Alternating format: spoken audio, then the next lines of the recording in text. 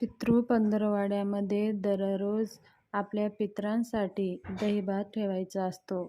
12 ते 12:30 ह्या वेळेमध्ये 1 वाटी भात शिजवून त्या भातावरती 1 चमच दही, थोडेसे काळे तीळ घालून आपल्या गच्चीवरती नेऊन गोल पाण्याचं मंडळ करून 3 वेळेस उलटं पाणी फिरून आपल्या पितरांना स्मरण करून आणि एका वाटीमध्ये शुद्ध पाणी प्यायला ठेवून यायचं आहे.